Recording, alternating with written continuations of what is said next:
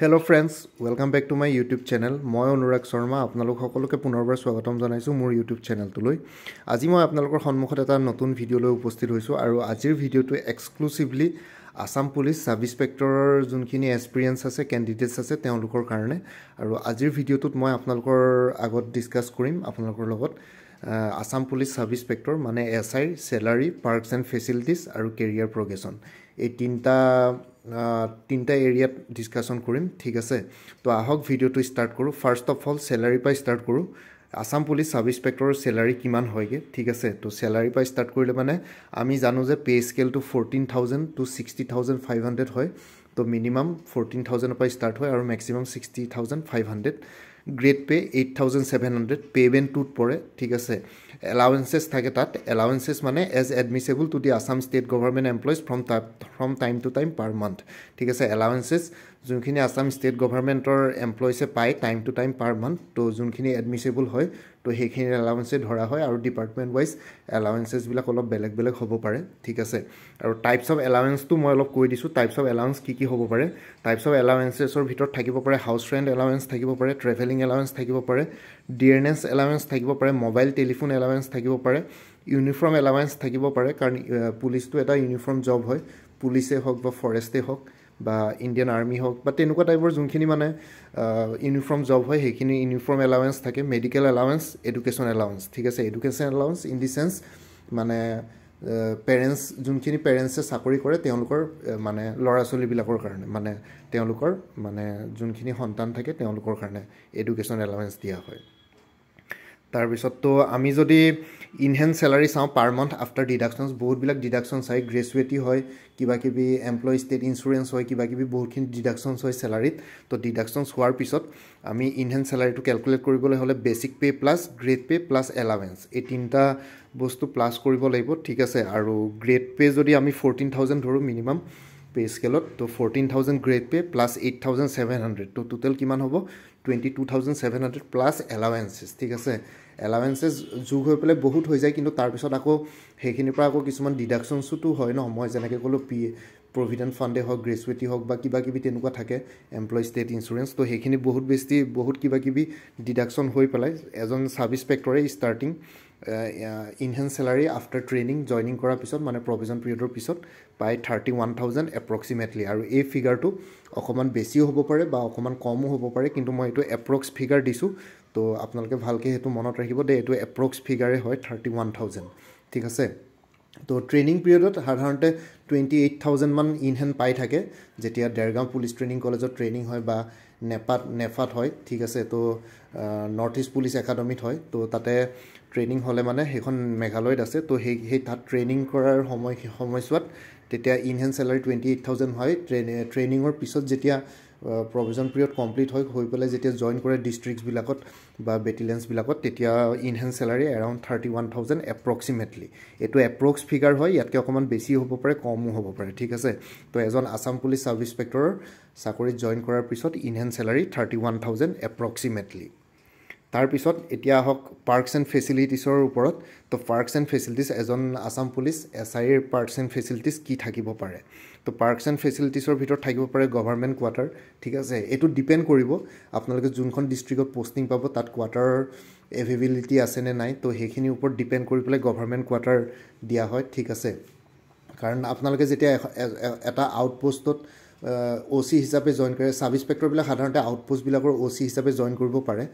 after provision period ঠিক আছে তো তেওঁলোকে যেতিয়া আউটপোষ্ট বিলাকৰ ওসি হিচাপে জয়েন কৰে তেতিয়া আপোনালোকৰ কোৱাৰ্টাৰ এলট হয় আৰু লগতে যোনবিলাক ডিস্ট্ৰিক্ট হেডকোৱাৰ্টাৰত যদি জয়েন কৰে কোনবা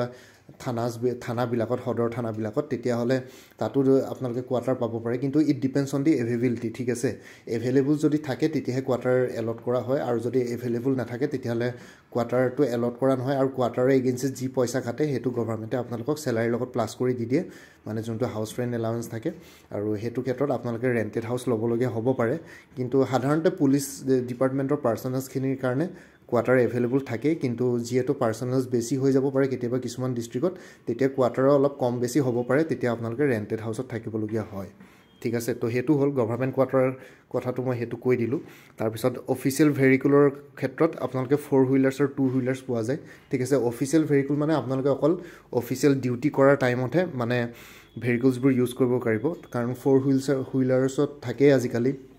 জিপচিয়ে হওক বলেৰোই হওক বা মহিন্দ্ৰা থৰে হওক তো তেনেকুৱা টাইপৰ গাড়ী দিয়া হয় টাটা সুমো দিয়া হয় ঠিক আছে ডিউটিৰ কাৰণে তো ডিউটিৰ ক্ষেত্ৰত তো এনেকুৱা 4 হুইলাৰ্ছ গাড়ী পাব পাৰে কিন্তু অকল ডিউটিৰ কাৰণে পাৰ্চনেল ইউজ কাৰণে নহয় আপোনালোকে সেইখন গাড়ী ঘৰলৈ আনিব নোৱাৰে বা তেনেকৈ পাৰ্চনেল ইউজ কৰিব নোৱাৰে জাষ্ট অফিচিয়েল ডিউটিৰ মেইনটেইন মানে অফিচিয়েল ডিউটিৰ ক্ষেত্ৰত গাড়ী ব্যৱহাৰ কৰিব পাৰে আৰু 2 হুইলাৰ্ছো পায় আপোনালোকে দেখিছে পুলিচ ডিপাৰ্টমেণ্টৰ মানুহখিনিয়ে বহুতখিনি ৰয়েল এনফিল্ডৰ বাইকো পায় আৰু লগতে আজিকালি বাজাজ পালচাৰো দিয়ে বাজাজৰ লগত টাই আপ আছে আসাম গভৰ্ণমেণ্টৰ তো বাজাজৰ পালচাৰো দিয়া হয় ঠিক আছে তো তেনেকৈ 2 হুইলাৰ্ছ পায় কিন্তু ডিউটিৰ ক্ষেত্ৰতে ঠিক আছে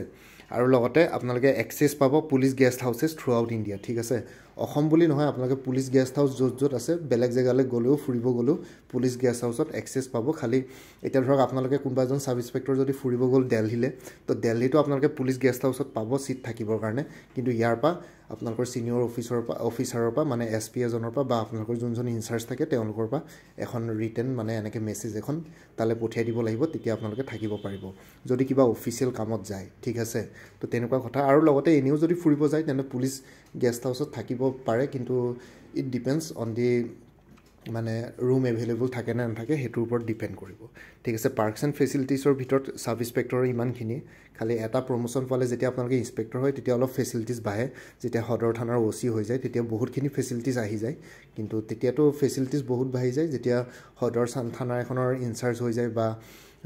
ৰিজাৰ্ভ ইন্সপেক্টৰ হৈ যায় তেতিয়াহ'লে আপোনালোকৰ ফেচিলিটিছবিলাক বাঢ়ি পেলাই ধৰক ঘৰত মেইড এজনো পোৱা যায় বা কুক এজনো পোৱা যায় আৰু লগতে এখন গাড়ীও পোৱা যাব ছেপাৰেটলি বা গেটৰ ওচৰত এজন মানে সিকিউৰিটিও পোৱা যায় সদৰ থানাৰ OC বিলাকৰ ঘৰবিলাকত দেখিব আপোনালোকে তো সেইখিনি ফেচিলিটিছ পোৱা যায় কিন্তু এটা প্ৰমোশ্যন হ'ব লাগিব ইন্সপেক্টৰ লগে কাৰণ ইন্সপেক্টৰবিলাক ক্লাছ 2 গেজেটেড অফিচাৰ কেটেগৰীত পৰে তো তেওঁলোকৰ অলপ ফেচিলিটিছবিলাক বেছি কিন্তু SIতে আপোনালোকে সোমাই লগে লগে বহুতখিনি ফেচিলিটিছ নাপায় কিন্তু মিনিমাম যোনখিনি ফেচিলিটিছ লাগে তো সেইখিনি পাব এজ এ গভৰ্ণমেণ্ট এমপ্লয় আৰু as a police department employee কাৰণ পুলিচ ডিপাৰ্টমেণ্টটো এটা স্পেচিয়েল ডিপাৰ্টমেণ্ট হয় তো সেইটো কাৰণে অকণমান ফেচিলিটিছ অন্য ডিপাৰ্টমেণ্টতকৈ বেছি ঠিক আছে তো পাৰ্কছ এণ্ড ফেচিলিটিছ এইখিনি আছিলে এতিয়া কেৰিয়াৰ প্ৰগ্ৰেশ্যন আৰু প্ৰমোশ্যনৰ ক্ষেত্ৰত আপোনালোকৰ কেৰিয়াৰ প্ৰগ্ৰেশ্যনটো কেনেকুৱা হ'ব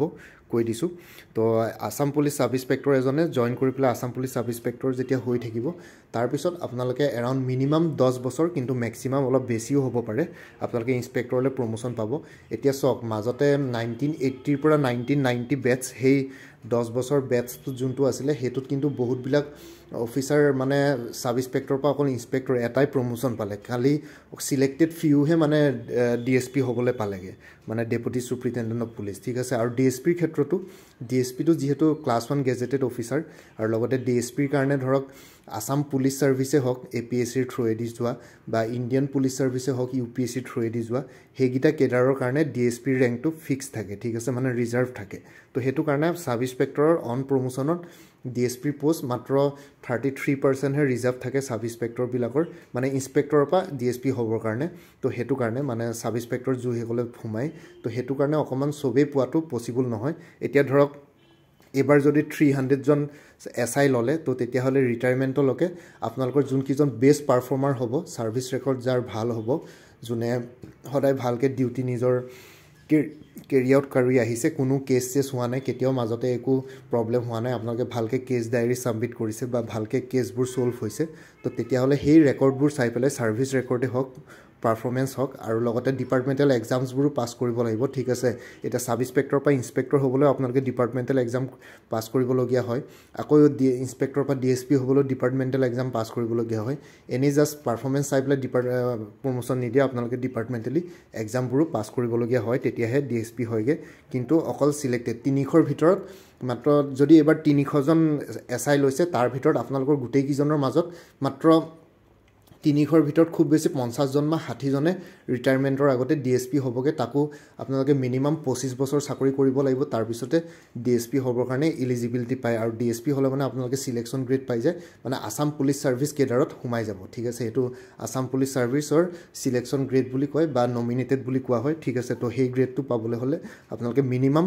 25 বছৰ চাকৰি কৰিব লাগিব 25 বছৰ পিছতে হেতু এলিজিবিলিটি আহে তাতকে আগতে আহে কিন্তু আমাৰ যেহেতু আসাম গভৰ্ণমেণ্টৰ অকমান প্ৰমোশনৰ ক্ষেত্ৰত মানে অলপ ষ্টেগনেশন আছে অলপ স্লো প্ৰসেসটো তো আৰু বহুত বেছি কেডাৰ মেনেজমেন্ট খিনি অলপ গণ্ডগোল হৈ আছে ডিপাৰ্টমেণ্টেলি হোম ডিপাৰ্টমেণ্টে মানে গোটেইখিনি বস্তু ভালকৈ মেইনটেইন কৰিব পৰা নাই যিমানে বেছি পোষ্ট ওলাব চাব গ'লেতো আপোনাৰ চাকৰি যিমানে বেছি পোষ্ট ওলাব সেইখিনি ফূৰ্তি লাগে কিন্তু প্ৰমোশ্যনৰ ক্ষেত্ৰত কিন্তু ষ্টেগনেশ্যন লাগি যাব পাৰে কাৰণ সকলোৱে প্ৰমোশ্যন নাপায় ঠিক আছে এতিয়া সাব ইন্সপেক্টৰ যদি 300 জন ল'লে কিন্তু ইন্সপেক্টৰৰ পোষ্ট আকৌ গৈ পেলাই 50টা ওলাব গোটেই অল আসামত তো সেই 50টা জনে প্ৰমোশ্যন পাব ইন্সপেক্টৰলৈ বাকী আকৌ 250 জন থাকি যাব আকৌ 250 জনৰ আকৌ ইন্সপেক্টৰ পোষ্ট ওলাবলৈ কেইবা বছৰ ৰখিব লাগিব সেই তেনেকৈ বস্তুটো প্ৰচেছটো তেনেকুৱা হয় সাব ইন্সপেক্টৰ যদি পোষ্ট বেছি থাকে ইন্সপেক্টৰ পোষ্ট অলপ কম ডিএসপি পোষ্ট তাতকৈ কম যিমানে আপোনালোকে হায়াৰাৰ্কিকেল অৰ্ডাৰ ওপৰলৈ গৈ থাকিব সিমানে পোষ্ট কম হ'ব আৰু অকল সিলেক্টেড কিজনহে ওপৰৰ পোষ্টবিলাক পায়গে ঠিক আছে তো হেতুৱে কথা তাৰপিছত আপোনালোকে ইন্সপেক্টৰ হ'ব 10 to 20 ইয়াৰ্ছৰ ভিতৰত হয়গে ঠিক আছে কেতিয়াবা মাজতে কেটামান বেটছৰটো 20 বছৰৰ ওপৰত লাগি গৈছিল আৰু ইন্সপেক্টৰতে ৰিটায়াৰ হৈছিল কিন্তু এতিয়া যেহেতু অকমান সাৰ্ভিস ৰুলছ কিবা কিবি অকমান চেঞ্জেছ আনিব পাৰে তো হেতু কাৰণে অকমান সোনকালে প্ৰমোশন হ'ব পাৰে কিন্তু মিনিমাম 10 বছৰ বুলি ধৰি থক 10 বছৰৰ আগতে ইন্সপেক্টৰলৈ প্ৰমোশন হোৱাটোৰ চান্সেছ নাথাকে 10 বছৰৰ ওপৰত হ'ব লাগে ঠিক আছে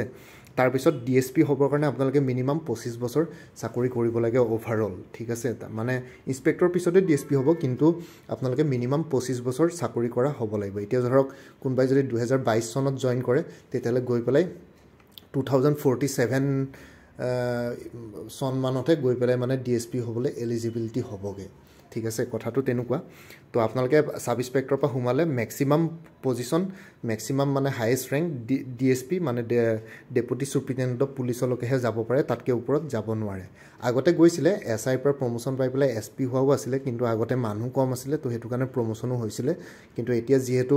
পোষ্ট বেছি ওলাই তো প্ৰমোশনাল প্ৰসপেক্টটো এতিয়া নতুন সাৰ্ভিস ৰুলছ মতে আপোনালোকৰ সাব ইন্সপেক্টৰখিনিক ডিএসপিতকৈ ওপৰলৈ প্ৰমোশন দিব নোৱাৰে কোনো পধ্যে মানে সাব ইন্সপেক্টৰত হুমালে আপোনালোকে ডিএসপিতকৈ ওপৰত যাব নোৱাৰে হাইয়েস্ট পোষ্টটো ডিএসপি তাকো ডিএসপিও সিলেক্টেড ফিউ কেজন মানুহে পাইগে সবেই নাপায় ঠিক আছে তো হেতু কথা মনত ৰাখিব তাৰপিছত মই এটা নোট দি দিছো sub inspector is a non gazetted post ঠিক আছে সাব ইন্সপেক্টৰবিলাক নন গেজেটেড পোষ্ট হয় যদি এটা প্ৰমোশন পাই ইন্সপেক্টৰ হয় তেতিয়াহ'লে ক্লাছ 2 গেজেটেড পোষ্টত সোমাই যায় আৰু পুলিচৰ যোনবিলাক ইন্সপেক্টৰ থাকে তো তেওঁলোক সেলটেক্স ইন্সপেক্টৰ বা এক্সাইজ ইন্সপেক্টৰ বা লেবাৰ ইন্সপেক্টৰ হেবোৰ ইকুইভেলেন্ট পোষ্ট হয় ঠিক আছে একেই পোষ্ট হয় ইকুইভেলেন্ট পোষ্ট পে স্কেলো একেই ফেসিলিটিসও একেই পুলিচৰ ইনফেক্ট ফেসিলিটিস অলপ বেছিয়ে থাকে অন্য ডিপাৰ্টমেণ্টতকৈ ঠিক আছে তো ইন্সপেক্টৰটো ক্লাছ 2 গেজেটেড পোষ্ট তাৰপিছত ডেপুটি সুপ্ৰিটেণ্ডেণ্ট অফ পুলিচ মানে DYSP is a class 1 gazetted post under Assam police service cadre selection grade ঠিক আছে তো ডিএসপি হ'লে মানে আপোনালোকে ক্লাছ 1 গেজেটেড পোষ্টত পাই যাব আৰু হেতু আসাম পুলিচ সাৰ্ভিস কেডাৰত সোমাই যাব মানে এপিএছ এপিএসিৰ পৰা যোনটো ডাইৰেক্ট হয় তো ইয়াত আসাম পুলিচ সাৰ্ভিস কেডাৰ যেতিয়া পাবগে সিলেকশ্যন গ্ৰেড পাব তেতিয়াহে ডিএসপি হ'ব পাৰিব তো হেয়াই আছিলে ফ্ৰেন্ডছ তো মই আই হোপ মোৰ ভিডিঅ'টো চাই পেলাই আপোনালোক যিসকল আসাম পুলিচ এসআই ক্যান্ডিডেটস আছে এক্সপিৰিয়েন্স আছে তো তেওঁলোকে অলপ হলো আইডিয়া এটা পালে ৰাফ আইডিয়া এটা যে সাব ইন্সপেক্টৰৰ ইনহেন্স স্যালাৰি কিমান হ'ব পাৰে ষ্টাৰ্টিঙত এটো খালি ষ্টাৰ্টিং স্যালাৰি দেই আপোনালোকে যিমানে আগুৱাই গৈ থাকিব যিমান বছৰে চাকৰি কৰিব সিমানে স্যালাৰিটো বাঢ়ি বাঢ়ি গৈ থাকিব আৰু লগতে পাৰ্কছ এণ্ড ফেচিলিটিছৰ কথা গম পালে আৰু লগতে কেৰিয়াৰ প্ৰগ্ৰেছনটো কেনেকুৱা হয় হেতু কথা গম পালে আই হোপ আপোনালোকে বুজি পালে এটা আইডিয়া পালে ঠিক আছে ফ্ৰেন্ডছ তো আজিৰ ভিডিঅ'টো ইমানতে সমাপ্ত কৰিলোঁ কাইলৈ পুনৰ এটা নতুন ভিডিঅ' লৈ আপোনালোকৰ সন্মুখত উপস্থিত হ'ম তেতিয়ালৈকে যিসকলে মোৰ চেনেলটো এতিয়াও ছাবস্ক্ৰাইব কৰা নাই ছাবস্ক্ৰাইব কৰি ল'ব লগতে আপোনালোকৰ যিমানখিনি ফেমিলি ফ্ৰেণ্ডছ ৰিলেটিভছ আৰু চিনাকি এক্সপিৰিয়েন্স আছে তেওঁলোকৰ লগত মোৰ চেনেলটো শ্বেয়াৰ কৰিব আৰু লগতে কমেণ্ট সেকশ্যনত জনাব কিবা যদি কুৱেশ্যন থাকে ডাউট থাকে মই নিশ্চয় আপোনালোকৰ কুৱেশ্যনছ আৰু ডাউটছবিলাকৰ ৰিপ্লাই দিবলৈ চেষ্টা কৰিম আৰু লগতে মোৰ এটা নতুন চেনেল আছে অসম আইকিউ বুলি তাতে মই এমচিকিউজৰ ভিডিঅ'জ দিওঁ তো আপোনালোকে সেই চেনেলটো ছাবস্ক্ৰাইব কৰি ল'ব সো দ্যাট আপোনালোকৰ আপকামিং যোনটো আসাম পুলিচৰ এক্সাম আছে সাব ইন্সপেক্টৰ তো সেই এক্সামটোৰ কাৰণে আপোনালোকৰ অলপ হ'লেও প্ৰিপাৰেশ্যনত সহায় হয় ঠিক আছে আৰু লগতে মই এই চেনেলটোতো মই এমচিকিউজৰ ভিডিঅ'জ বহুত দিছোঁ ভিডিঅ'জ অন এমচিকিউজ বুলি এটা ফোল্ডাৰ আছে মই সেই ফোল্ডাৰটোৰ ডেছক্ৰিপশ্যনত মই লিংককেইটা দি দিম মোৰ অসম আইকিউজ চেনেলটো আৰু লগতে এই